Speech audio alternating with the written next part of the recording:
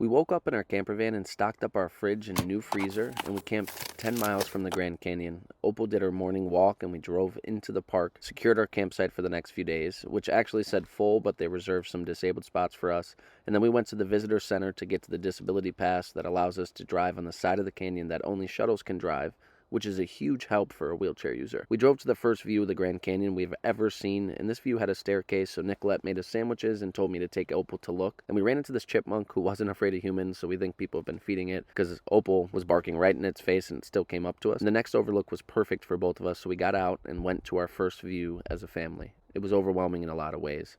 The height was almost unbearable, but I picked Nicolette up and brought her out onto the rock outcropping.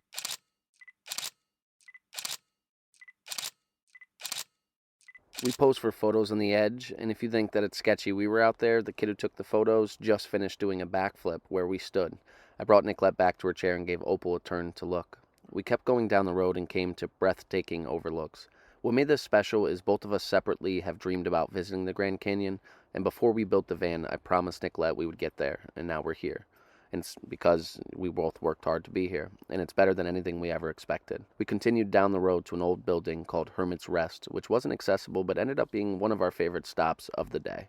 We got postcards and magnets and started our first hike along the canyon's edge. We hope to get down to the bottom.